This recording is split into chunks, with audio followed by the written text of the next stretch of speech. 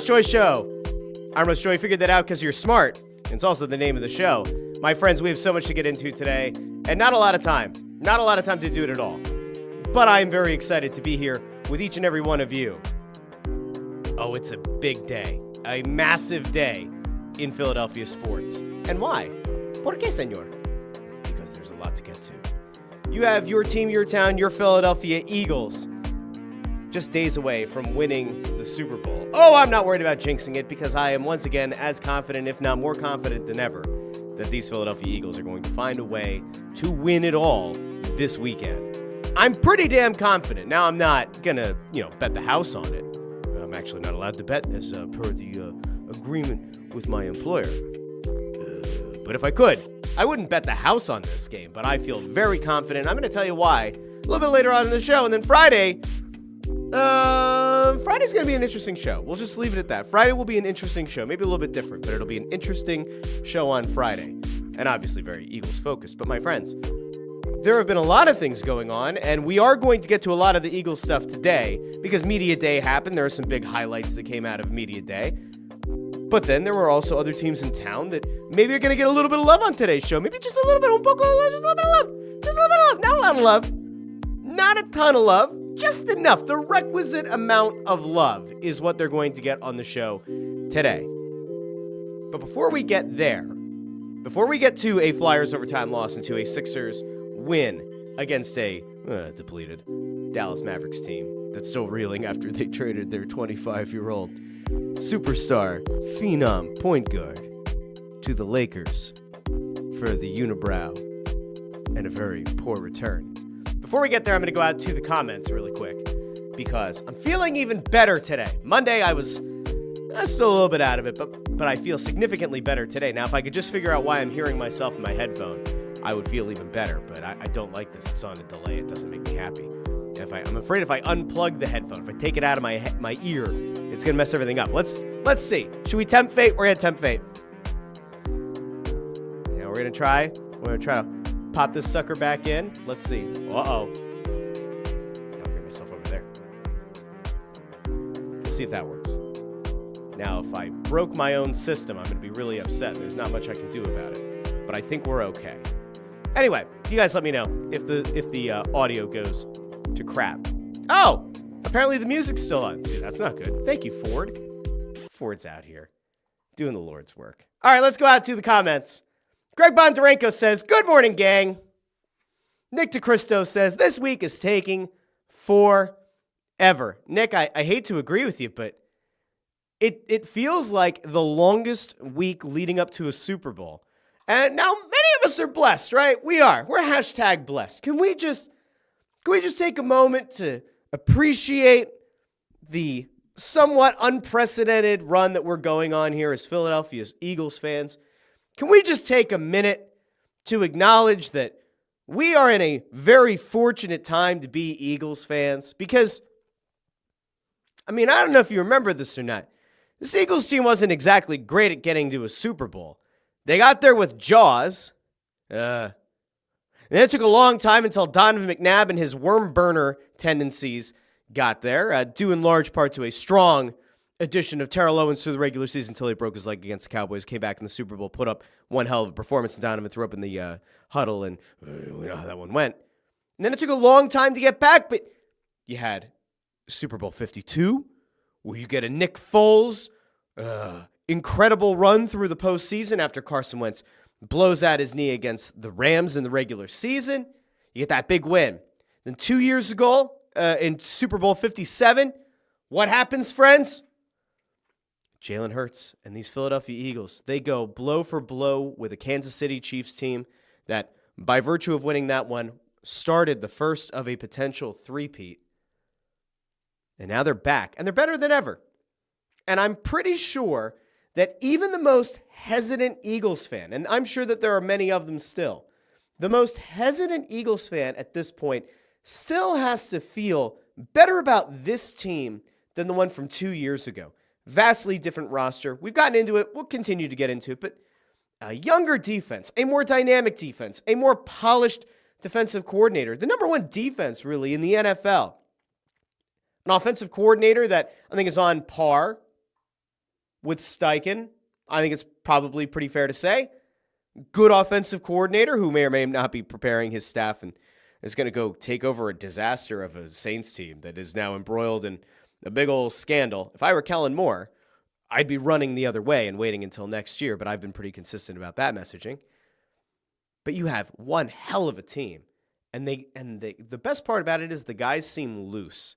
Because as I mentioned on Monday's show, you are now going into this Super Bowl with a team that doesn't find itself full of guys who don't know what to expect from the chaos leading up to the big game. They know what to do with Media Day. They know about all of the other extracurriculars and the festivities. And they've already felt the brightest lights in the world shining down on them in the biggest stage.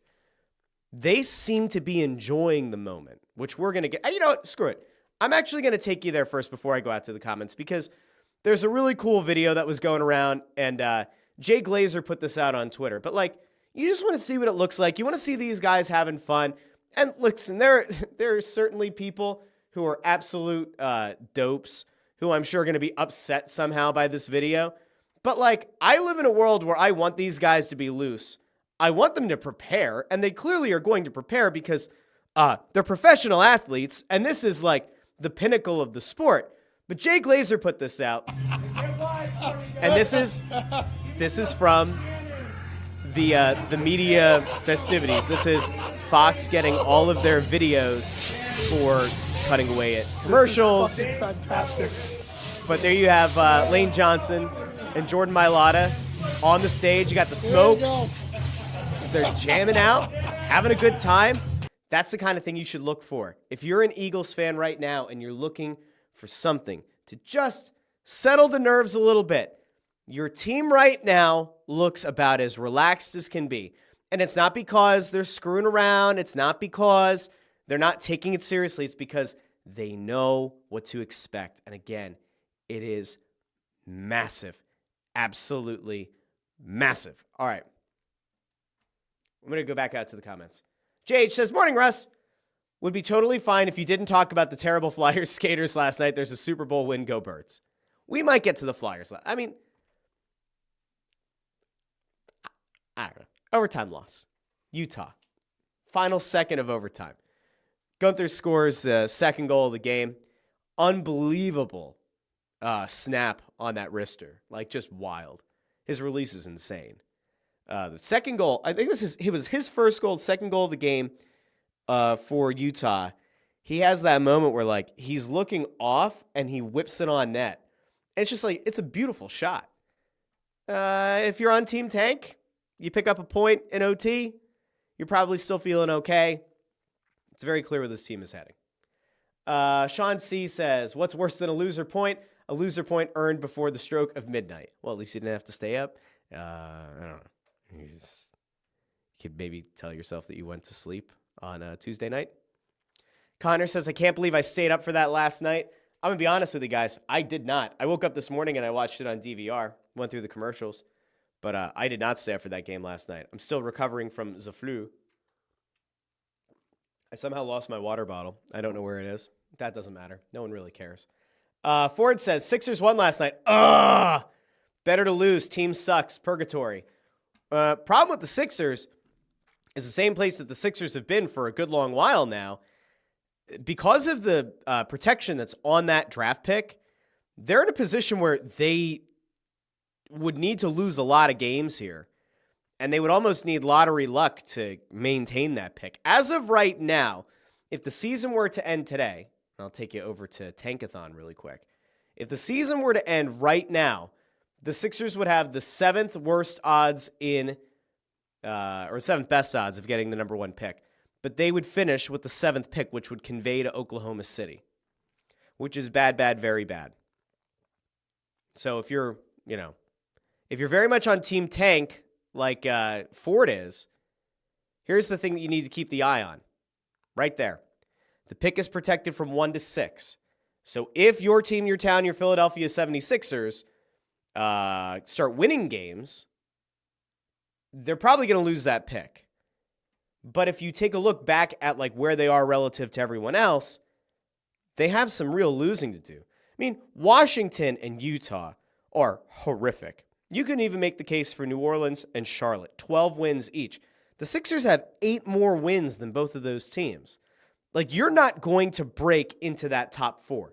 From where I'm standing, I don't see a path into the top 4, at least in terms of like where you end the regular season. Now, again, lottery luck can go a whole bunch of different ways. But I would not bank on having that pick. I would honestly look at it and say, like, here, actually, let me bring that right back up, because we did something like this over on Snow the Goalie with the NHL a couple weeks ago, and it was like, well, you know, you got to look at the playoff standings. In this case, I say, well, no, for the NBA side of things, because of how bad those bottom 4 teams are, you really need to take a look at like where the end of the lottery is and where the playoff picture actually begins. Because as the Sixers are 8 games ahead of Charlotte, who have the 4th worst record, the other way, I mean, there isn't that much to jump to get into the playoff picture. Orlando only has 4 more wins. It's still very possible that this Sixers team makes the playoffs.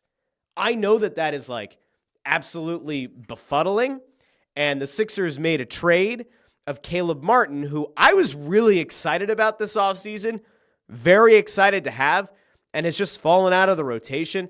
I was super excited about Caleb Martin, and I thought he gave a hard-nosed, playoff caliber basketball mentality. And man, they like getting rid of him. Now you go back to Christmas Day, like he was huge against the Celtics. I don't know what went wrong here, but like Caleb Martin's gone. So you kind of just thank him for his service. You move on. It also looks like, you know, they're going to be in a kind of a weird place here too. It looks like they're trading KJ Martin. I don't know if that deal went through since I went to sleep last night. But it's kind of a brutal place for the Sixers to be in, because I don't see them going big game hunting this trade deadline. The only thing that maybe is in play for the Sixers, maybe the only thing that could be in play, is does a Golden State get really desperate?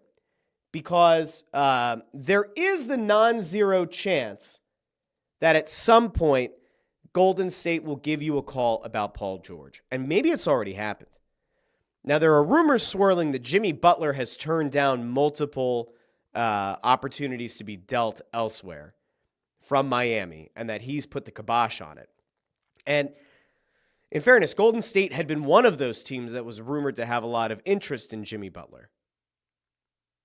But if he doesn't want to go to Golden State, and Golden State wants to have another vet to add, and they were saying a star or a superstar to add to Steph Curry, there aren't that many guys right now that kind of fit the bill.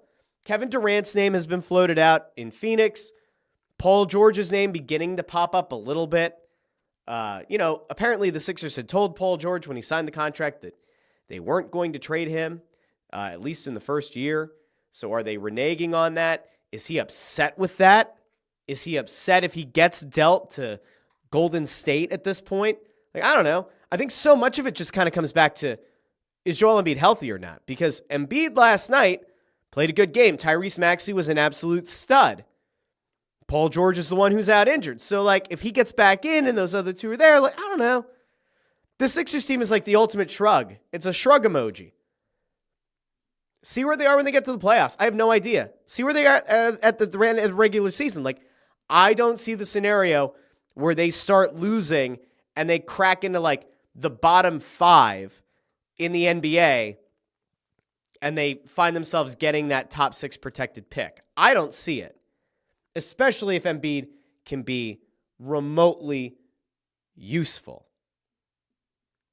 Like, they are a total unknown to me. Let's see. I'm going to go back over to the comments now. Now that we've done our Sixers point and our Flyers point. Now we can kind of get back to the Eagles, I guess. A little bit back to the Birds. Jamie Rollo says, can Sunday get here already? I feel like my brain says we win the game, but Mahomes. Guys, I have to be honest with you. I'm not Mahomes is great. And I would always preach, do not bet against Mahomes. The only team that I thought in the AFC that could give Kansas City a legitimate run for their money was Baltimore, because I thought between Lamar Jackson and certainly Derrick Henry, that was going to pose something that Kansas City's not used to, that kind of a dominant running back. And I really wanted to see how that would test Kansas City's defensive line. We didn't get to see that, and then they played Buffalo, and I said Buffalo was never had a chance, and they didn't. Now, there is something to be said for the winning DNA of a quarterback and a guy who's now led Kansas City to 2 consecutive Super Bowl wins, has led them back to yet another Super Bowl chance at the unprecedented first in history in the Super Bowl era three-peat. Totally get it. Understand it. I'm not worried. It's the least concerned I have been about an Eagles team going into a Super Bowl. Whatever happens on Sunday, I will take.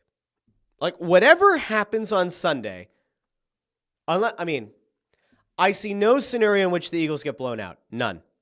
The Eagles getting blown out's not on the table. Kansas City getting blown out, not a high probability, but I guess there's a chance. I don't think it's going to be like a field goal is the difference in the game. I don't think a Jake Elliott missed field goal is going to be the story of the game.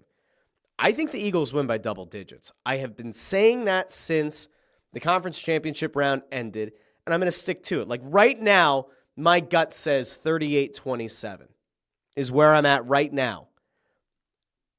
It's going to take something for me to really come off that number. I think this Eagles offense is going to really be able to gut Kansas City. And despite how great Mahomes is, this defense has been opportunistic. And one thing that we know about Mahomes, that dude is really smart. He's very efficient, but there are ways to force turnovers. And if he starts trying to throw into tight windows, this defense has started to show a real ability to turn the ball over, to give Jalen Hurts and this offense more possessions. And ultimately, this Eagles offense can eat up the clock because they have the best running attack in the National Football League. And so, that is part of why I'm looking forward to Sunday. There's honestly part of me that would be surprised if the Eagles don't win. I don't go into this feeling like Super Bowl 52 where it's like, oh shit, you have to try to take on Brady and Belichick again with a backup quarterback. I don't feel like 2 years ago where I didn't think that Eagles team was better than the Chiefs. I did not. I was hopeful, but I wasn't sure. And I also figured that both coordinators had a foot out the door to Indy and to Arizona. I don't feel the same way this year. I really don't. And if Kellen Moore leaves, he leaves. I think it'd be really stupid, but if he leaves, he leaves. But I'm also not worried about Kellen Moore because he's not doing the next interview with the Saints before the Super Bowl. The next interview comes after the Super Bowl. Great. I actually view that as a very big positive. It almost, let's just take a second here, okay? Part of what really screwed the Eagles 2 years ago is knowing that Steichen and Gannon were highly coveted assistant coaches. And I believe by the time the Eagles kicked off against the Chiefs in Super Bowl 57, we knew Steichen was going to Indy, and we were pretty sure that Gannon had essentially agreed to terms with the Cardinals. I think. Somebody can correct me if I'm wrong. But we knew that those guys were highly sought after. The Gannon thing was very much we know he's out of here, right?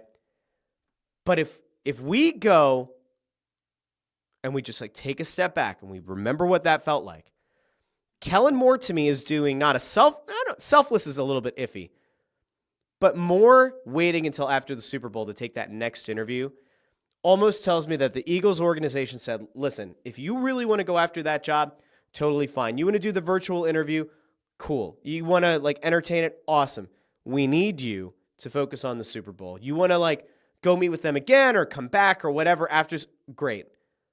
But we got burned once before. Can't happen again. Do I know that? No. But I think this organization's smart enough to know that there was probably a significant impact 2 years ago. Now, if the Eagles offense struggles this week, am I going to say it was because Kellen Moore was flirting with the Saints? No. I'm not. Because I don't think that's what's happening. If the Eagles offense somehow struggles, I think there are going to be a lot of other things at play. And I'd probably have to give Steve Spagnuolo a lot of credit because he is one of the best defensive coordinators in the history of the game. But again, I don't think the Eagles offense is going to struggle. I don't think finding points is going to be a problem for the Jalen Hurts and Saquon Barkley-led offense. Henry 3000 says, I feel as if not taking the Saints job will be a huge one for Kellen, who knows what's going to happen with the Saints after all of this, might be forced to sell. Yeah, I mean, if you missed it, so we're going to kind of jump around a lot today in case you haven't figured that out. The Saints organization is embroiled in a scandal would be a really nice way to put it. If you listen to the Press Box pod, you'll know just how we love using the word embroiled in media. But there are emails from within that were made by Saints team officials to assist the New Orleans church leaders in the handling of fallout from a sexual abuse crisis within the Archdiocese. That was reported by ESPN a couple days ago. This was going all around Twitter. So in case you missed the story, it's over there on ESPN.com. Not saying that you should go read it, but just noting that this is a big red flag, to say the very least. It could lead to, depending on what the investigation finds, could ultimately lead to the Saints having to sell the team. If you're Kellen Moore, do you really want to go take that job now? I would not. I said to you guys that if I were Kellen Moore, I go through the Super Bowl, I consider coming back next year, and then I have my choice of jobs as a head coaching candidate, because you'll still be a guy who helped to lead an Eagles offense to at least one Super Bowl. Hell, if things go well next year, maybe another one. And then you get your choice of jobs. I wouldn't be falling over myself to go take the job with New Orleans, especially knowing what's going on there now. I think it would be an absolute mess and a horrible idea to go do that. Let's see. I'm going to go back over to the comments. All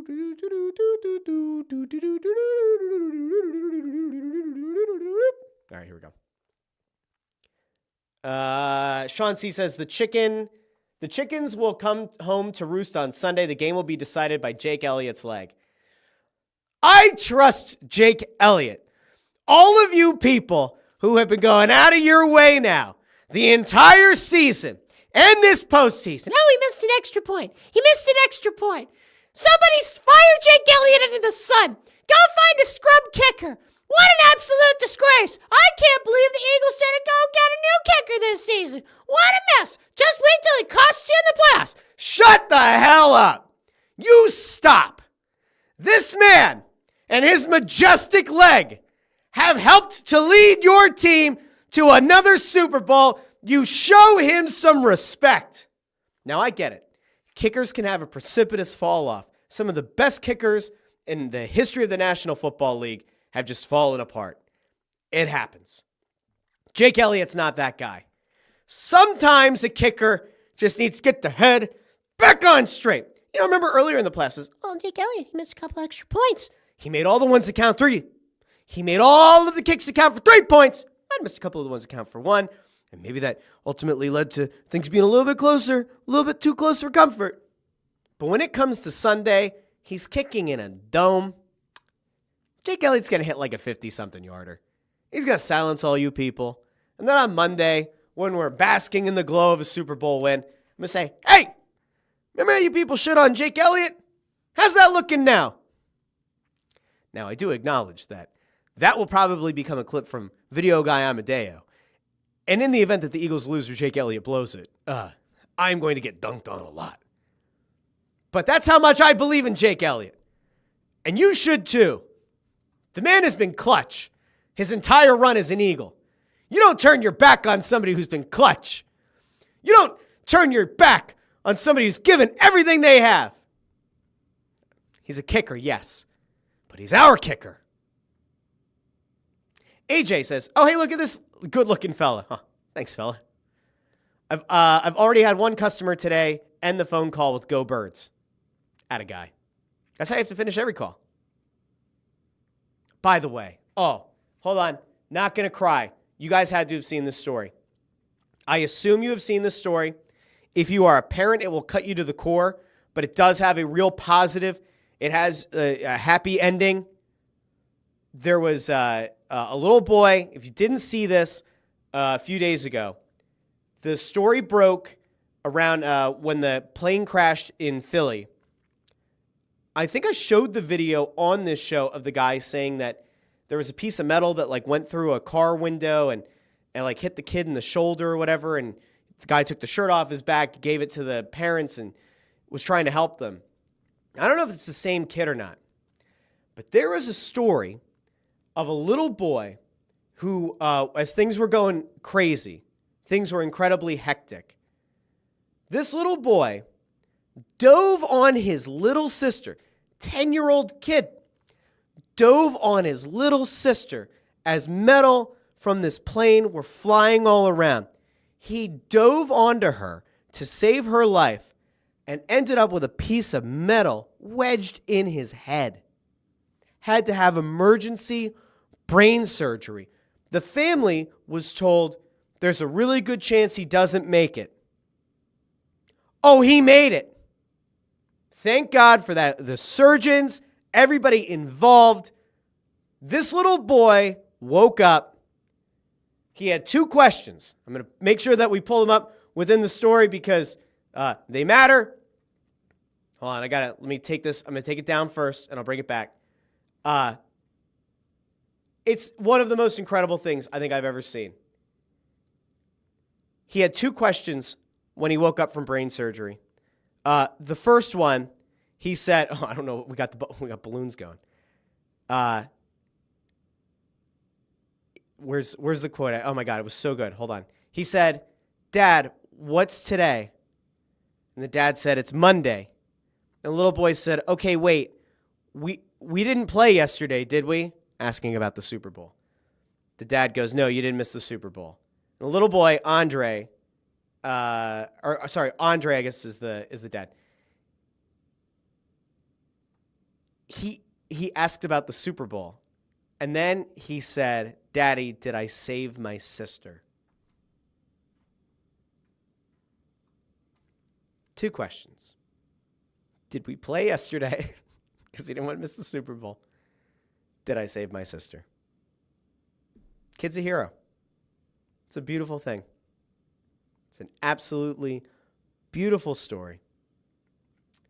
And if you're a parent out there and you read that story and then you turned around and you looked at your kids and said, "What the hell's wrong with you?"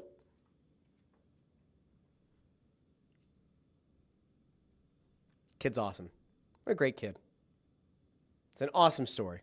So again, great job to the surgeons. Great job to everybody who helped that little boy in the immediate aftermath. What a great kid. That's great parenting. That's a selflessness. Kid's a hero. Awesome stuff. All right, we go back to the comments as we jump around in one mess of a Wednesday show, but this is the beauty of doing this show. Let's see. Sean C. said about Elliott, definitely missing a kick, no doubt. Allison was here, said, "Just popping in to say hi. Can't watch." Excuse me. I have to go pick up 400 cases of Girl Scout cookies. I've had people try to sell Girl Scout cookies this week. It's not happening. I don't care how many kids in this neighborhood try to convince me to buy Girl Scout cookies. It's not happening. The flu took like 5 pounds off me, and you know what? I know that I didn't lose those pounds. I know I didn't earn losing those pounds or the distinction of saying that I lost them. But you know what? Those pounds are gone, and so I'm going to take credit for them. And so if I can lose 5 pounds there, I'm going to keep trying to lose as many of those pounds as I can because that's what it's about. All right, we're going to keep going. My computer's having a meltdown, which is not great for the show. I'm now panicking. What happens if the computer melts down? What happens if the show has to stop? What happens if the camera goes out? I might have to actually switch to the second camera, which we all know is not a good camera. Oh, boy. Oh, boy. All right, hold on. I can't even control anything. I'm like Well, maybe I'm back. I don't know. At this point, if the mouse doesn't work, nothing will close out. It appears the video's frozen. I might be back. Okay. We're going to try to get through as much of this as we can, as this thing is having an absolute hissy fit. I don't like when this happens. What can you do? Hire a producer. Probably not yet. We get to 1,000 subscribers. Maybe we'll hire a producer. We're almost at 700, which is pretty darn good. Feeling pretty good about that. All right, anyway. Let's see. Chris Freed asks, what's the over-under on when Kincaid posts a column trashing episode 1 of the Howard Eskin podcast tonight? Howard Eskin has a podcast. Oh, boy. You know, Glenn Macnow came on the Press Row Show a couple weeks ago, and I asked him, like, when he got out of radio, was the idea just, like, get fully out? Because, let's be honest, a lot of the stalwarts of radio from his time, and even, like, slightly thereafter, when they get off the radio by either their own accord or they're forced out, most of them try to start a podcast, and very few of them have success. Missinelli tried to do a podcast. Gargano's doing his thing. How many people listen to those? I don't know. Maybe they're really successful, and the public metrics that would otherwise indicate they aren't are wrong. I don't know. But Howard Eskin having a podcast. I would love to know who's listening. If you're going to listen to Howard Eskin's podcast, by all means, let me know. I assume Kincaid will shit on it because it has Howard Eskin's name in it, and anything that has Howard Eskin's name on it becomes fodder for Kincaid. Let's see. Landro says, 2 more sleeps until the festivities in New Orleans. EAGLES. Yes, this week is taking some time. Sean C. with a bold prediction for Sunday says the Eagles will do something in this Super Bowl that the last 2 Eagles teams in the Super Bowl haven't done. Force the opposition to punt the ball. Ooh, that's a good point. I think you're right. And if they don't force them to punt, it's going to be because the Eagles defense is forcing takeaways. The one thing that makes Sunday's game a lot closer is if this opportunistic defense somehow fails to force turnovers on Sunday. But they have gotten better at forcing turnovers in the playoffs, and I'd say they were even in the regular season. They continue to find ways to get additional possessions, get the ball right back to the offense. If that were to stop on Sunday, all right, well, then it's certainly going to be a closer game. JH with ESGLES Eagles. I think it was ELGSES Eagles, according to the mayor. Brandon Ficara says, speaking of requisite amount of love, there should be murals of Howie all over the town. All right, listen, I may have been wrong about Howie Roseman's offseason. I may have been. Did Howie Roseman benefit from picking 2 stud corners who have done everything to not look like rookies this year? Maybe. Did Howie get very lucky that they went and found Zach Bond on a scrap heap and Vic Fangio turned him into an all-pro? Maybe. Did Howie Roseman defy most people's logic and go out and spend money on a guy who ended up being the leading rusher in the league? He did. Now, are all of those just on Howie? No. Saquon having the success that he is definitely a Howie win. The corners playing well is a Howie win. Them playing to the level they have is like is that Fangio? Like, how much of that is Fangio? Zach Bond, to me, is almost entirely a Fangio thing. I mean, good on Howie for finding him and for signing him. Could that have also been Fangio kind of pointing in that direction, saying, I think I could turn that guy into something special? Thomas Brunson checks in on YouTube. Says, good morning, chat. I'm ready for us to put belt to ass this Sunday. Chris Freed with a stat. Mahomes and Reed are 8-0 against Fangio. This is the 5th time there's been a coaching rematch in the Super Bowl. The coach that won the first game is 4-0 in the second. I got news for you. There's always a first. Always a first. Fangio's defenses, if we went back and looked at that 8-0 heads up against Mahomes and Reed, I don't remember all of those teams, but like there's Miami in there, and Miami's defense was nowhere near the level of this Eagles defense. So there are historical trends that I go, oh, that's interesting. And then there are historical trends that I think are total bullshit. Like if you were to like go back and say these teams, I don't know. I'm going to make up a stat. The Eagles and Chiefs met in 1975, and it was also 64 degrees outside. And, they were playing in a dome. Like, that shit doesn't matter. The part about the coach who won the first Super Bowl winning in the rematch as well, that one to me has a little bit of historical merit. Because in this case, you'd say, all right, you have two teams that are in some ways the same, but on the Eagles side of things, very different personnel-wise. You have two different coordinators entirely with that head coach. I don't necessarily put quite as much into it, but like Andy Reid is still a very good coach. That hasn't changed. Spagnuolo's going to be the thing that maybe is a difference maker. A lot of this is going to come down to whether or not they get Saquon going or not. We'll keep going. Ford says, Chiefs do have the coaching edge. Spags and Andy over Nick and Kellen for sure, but hoping Fangio can make the difference versus Gannon. I think that's fair. It's a totally fair critique. Let's keep going. Thomas says, we're going to come in and take this game. Kansas City ain't going to die easy, but they won't make it out alive. Just watch. See, I love this. Thomas's positivity this morning. We love that. Gotta love it. Connor wants me to give a public apology to Nick Sirianni. If Sirianni leads this Eagles team to a Super Bowl win on Sunday, which I expect him to, I will apologize on Monday. I will. Let's see. Is there anything else that...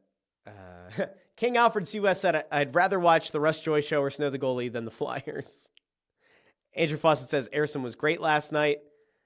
He was bombarded by shots. It was an absurd night with Utah putting pucks on the net.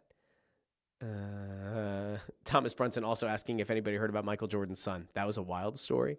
We're not going to break it down today, but not great. Not great for Michael Jordan's son. Len DeJoseph says, I watch the Flyers on mute so I don't have to listen to JJ talk up Drysdale and all about the phantom penalties, he points out. Yeah, it's a brutal listen. A lot of games. I tend to do the same thing. I try not to listen to the TV telecast for Flyers or the Sixers. I don't really enjoy either of them at this point. Let's see. Dee Dee asks, hey, Len, what jersey did you get from Russ? Len hasn't answered his email. Len wanted a Kelly Green Eagles jersey, a Kelly Green Saquon Barkley Eagles jersey. And I messaged him, so Len, you're watching, please respond. But I said to Len, I can get you one that has the Super Bowl patch, which is pretty cool. And I didn't hear anything. And I was like, what are we doing? Now, Len, if you want to wait and to see what the outcome of the Super Bowl is and decide whether or not that Super Bowl patch is a good thing or a painful memory, we can have that conversation as well. Let's see. There's some stuff here about Embiid. Oh, I didn't see this. Connor said, did you see Marcus Jordan name drop his dad when he was getting arrested? The nerve of that Nepo baby. No, I did not see that he name dropped his dad. That's not great. Not great at all. Okay. I'm realizing how far back some of these are. Jim Cochran says, I think the Eagles have the better roster, but Kansas City's coaching staff is a clear advantage. Do you know what that means? Neither do I. I think Fangio and Spagnuolo are a lot closer than people might be giving them credit for. Is Kellen Moore as good of an offensive coordinator? Or does the Sirianni-Moore combo outdo Andy Reid in his OC in aggregate? Probably not. It's close. I don't think that the coaching matchup is quite as lopsided as you might think. I think Andy Reid versus Sirianni heads up. Very clearly. I think if you put everything together, it still favors Kansas City, but I don't think it's like a huge blowout in talent. All right, I'm going to try to skip around here a little bit. Chris Freed goes, Justin Tucker has that massage scandal, which explains his struggles this season. What's Elliott's problem? Why did Justin Tucker have struggles with the massage? Like, Why did the massage scandal have anything to do with the struggle? Is it because he started getting kicked out? Like, was that the problem this year? Was he just not kicked out previously and now started getting banned from? The crazy thing about the Justin Tucker thing is there are tweets from like 10 years ago and like 7 years ago with people virtually no followings, just like pointing out that Tucker had been like banned from spas and banned from massage parlors in like the greater Baltimore area, and nobody ever picked up on it. And then once the news broke, then those tweets started resurfacing. It's kind of wild.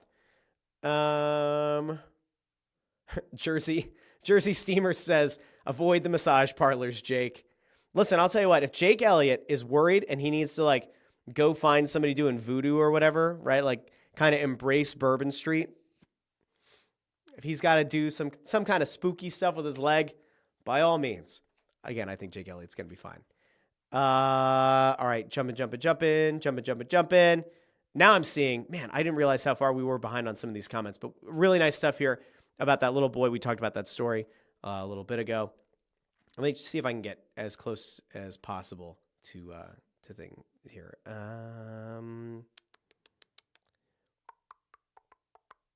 Joe Papel very much in the mentality that Reed, Mahomes, and Spags are going to be the difference in this game. Not a good matchup with those three. Obozo Must Go says that he listened to Snow the Goalie with the game on silent last night. Thank you, Obozo. I appreciate that. All right. I think I'm pretty much caught up to what I wanted to get to over in the comments. Now, there are some other things that I wanted to touch on with a bunch of you. Here you go. Here's one other thing. Landro says, the last time Trump won the presidency, the Eagles were 1-0 in the Super Bowl. So there's that. There you go. I think we talked about that stat a week or so ago. But, I mean, there is truth to that, in fairness. There's truth to if you want to go the political route here. Well, last time Trump was president, the Eagles did win the Super Bowl. When Biden was the president, the Eagles lost. It was very sad. Very sad. We'll see how it goes on Sunday. Apparently, Trump is going to show up at the Super Bowl. And who was that? Jalen Hurts was asked about Trump showing up to the Super Bowl. And the media day stuff is always weird to me. Like the just shouting questions at the players. And sometimes it's, like fan blogs and stuff. And like Pagan, right? Like Kyle Pagan at Crossing Broad. Like he asks some questions and like kind of throws out like a go Birds. But he's not there to play the capital J journalist card, right? But Hurts was apparently asked about if Trump attends the Super Bowl. And he said he's welcome to do whatever he wants. That, of course, sent some people in a fucking tizzy. Like, oh, Jalen Hurts has to use his platform to speak out, blah, blah, blah. And then there was like the other side that was like, hell yeah, Jalen Hurts, speaking out for freedom. I'm like, oh my God, why does it matter? Who cares? Why does anybody care? Anyway, there was another, oh shit, what was it? There was another thing that I wanted to actually show you guys from Media Day. And I feel like it had to do with Hurts. I'm going to go back over here really quick, though. Henry 3000 says, very, very sad. Bald eagle named national bird now. Eagles by 1 million on Sunday. Landra says, even as a Canadian, I'm good if Trump's win gives us another Super Bowl.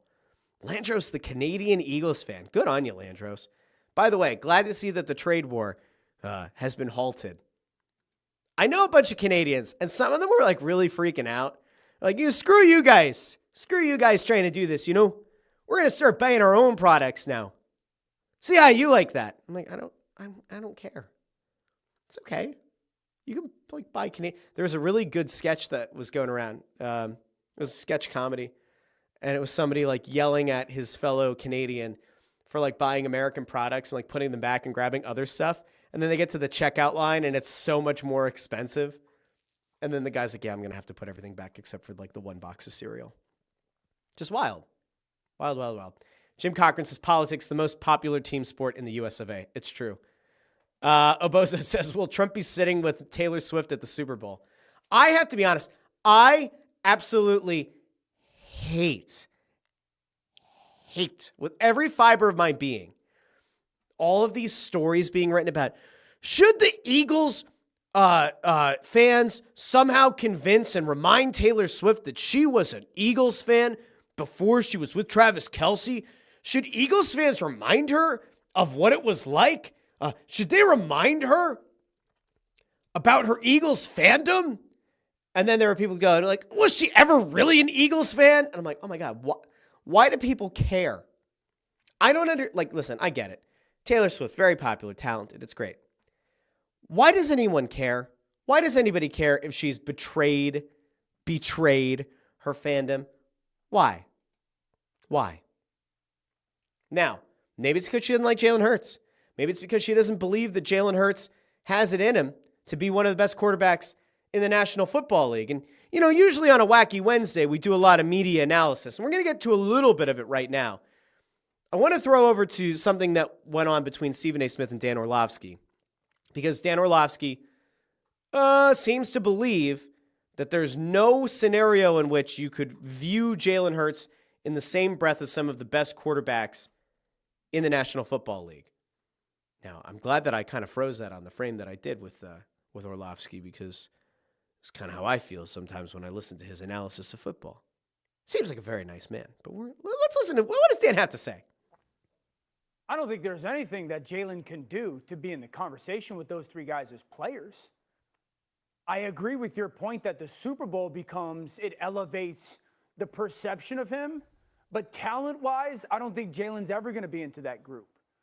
But if he wins a Super Bowl, then those three guys, we're going to have the conversations of when are they and if they will ever jump into there. But Stephen A., if I asked you to rank those four guys right now, like you get to draft those four guys right now, you're not taking Jalen Hurts over any of them.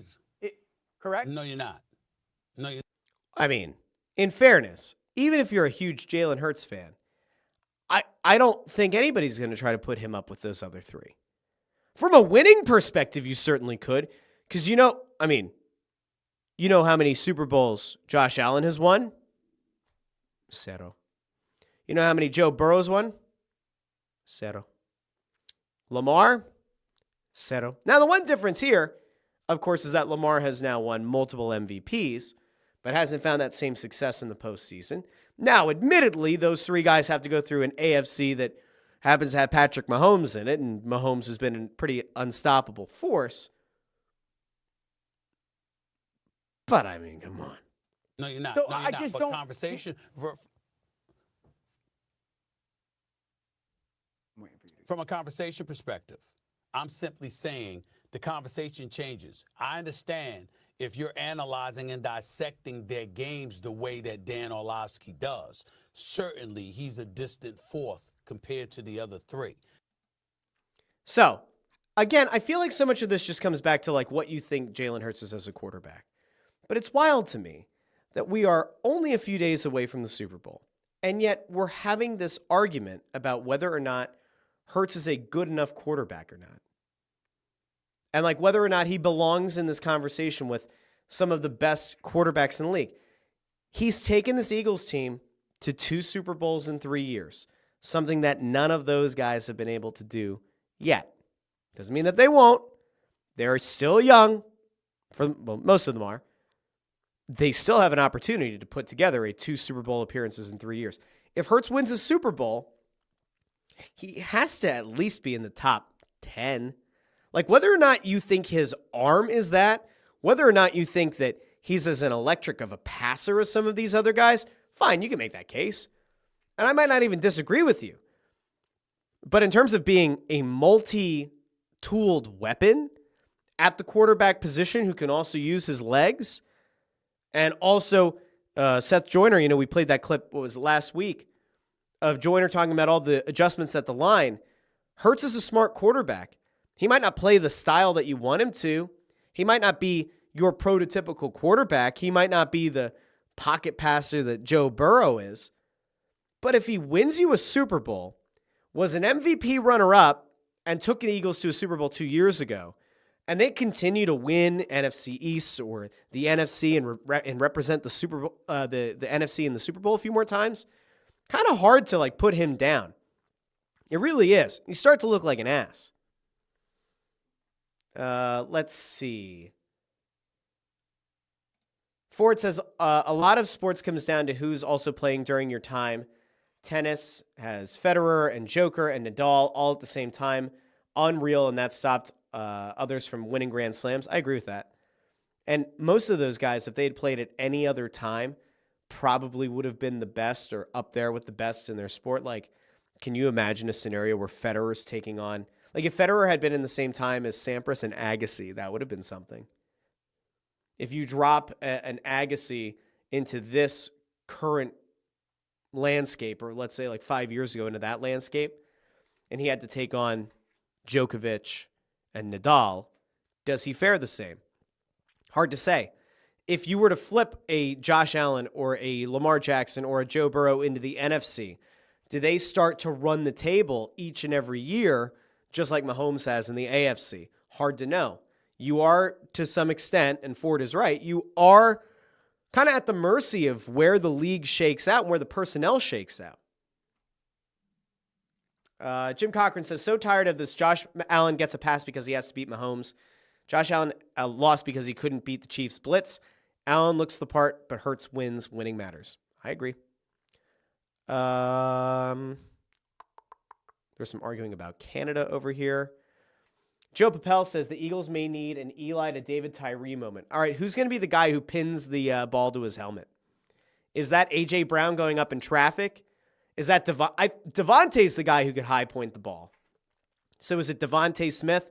I could see that. Maybe. Connor Buss says the comparison of quarterbacks is annoying. They're all great in their own way. Media just needs stuff to talk about. I mean, this week has been full of a lot of useless fodder from my vantage point. Last week, I expect a lot of hot takes because it's a week leading up to nothing. The Pro Bowl games were horrific, by the way. I don't even know if we talked about that on Monday, but the flag football thing was horrific, awful, offensive to everything that any of us know about football. So, anyway, not great. I think we're going to wrap there. I think we are for today. Now, Friday's show, I said, is going to be a little bit different. We are going to dive into a lot on Friday. And it's going to be all Eagles all day, baby, unless there's a huge trade. But it's going to be all Eagles. We are going to prepare for the Super Bowl. We are going to prepare for what I have been calling probably a comfortable-ish Eagles win. I really do think they're going to win by double digits. I'm not saying that I'm never wrong, but a lot of times I end up being pretty damn right. And this is one of those cases where I'm feeling rather confident. I really think the Eagles are in a very strong position to do well this weekend. So we're going to find out in a few days whether or not they get the job done. But before we do, we're going to do some fun stuff on Friday. We're going to call it a fun Friday. There may be a surprise or two in store. It depends on a couple of other things. We'll see what we're able to pull together for Friday's show. But at the very least, it's going to be me, and it's going to be each and every one of you out there on YouTube, Facebook, and X. All you wonderful people who listen after the fact in the podcast feed on Apple Podcasts, Spotify, Pandora, Amazon Music, wherever you find your podcasts. I want to send a thank you over here to Henry3000, who says, seriously happy I found your show. You're much more entertaining than the regular radio talking heads. Thanks, Henry3000. Do me a favor, Henry3000. Make sure you share this show to Henry 1 through Henry 2999. That'll get the subscriber base of the channel up. But now, seriously, do me a favor. Like the video, share the video, and subscribe. If you feel so motivated later in the day, if you're one of the live viewers and you want to come back to the show after the live version of it has ended, and you want to drop something in the comments section, that's also helpful for the channel as well. Channel continues to grow. Feeling pretty good about it. Super Bowl's only a few days away. We're going to see how it's going. Will the nervous energy start? I don't know. Have I lost a few pounds because of the flu or because of the nerves? I don't know. Probably the flu. But maybe the nerves. I'll be back on Friday. I want to thank all of you once again for doing such a great job, joining me in the comments section, dropping hilarity, dropping chaos and insanity, and being nice to each other in the comments, because that's really what matters. Dee Dee, with a shout out to Henry, says, glad you made it. JH says, thanks for a great show. Henry with the salute. Nico, hashtag Russ Joy Rocks. It's very kind of you. That's also a potential brand someday. I'm just going to start selling stones that I find. Russ Joy Rocks. It's going to be my store. I'm just going to sell useless stones. Henry 3000 responds, all of my minions shall be noticed. I love it. Absolutely love it. Anyway, I will talk to all of you on Friday. If you're a pro wrestling fan, don't forget, there's the show It's Just Wrestling. Do that every Thursday. I'm going to try to do it live tomorrow. The last few weeks, especially because of health, I haven't, but you look for this logo on YouTube, wherever you get your podcasts. I'll be breaking down the Royal Rumble and a whole bunch of other Fallout. AEW Dynamites tonight. We'll see if anything on that show is worth talking about. I'm sure I'll talk about it anyway, because it still is the show that I, for whatever reason, look the most forward to watching live on a weekly basis. But I'll be breaking all that down on Thursday. Thursday night and Saturday night, I'll be down at Wells Fargo Center with the Press Row Show. We'll be up in the balcony level outside of the sportsbook next to the organ. So if you are a Flyers fan and you decide to come down to a home game on Thursday or Saturday, you can also find me, Anton Bundy, up there, and intern Andrew. So this is a very, very long way to wrap up the show, but I do want to thank all of you once again. Until Friday, I'm Russ Joy. This has been the Russ Joy Show, but you knew that already because you're smart. It's also the name of the show. Talk to all of you Friday. Just release that nervous energy. I'll see you all on Friday. Ho!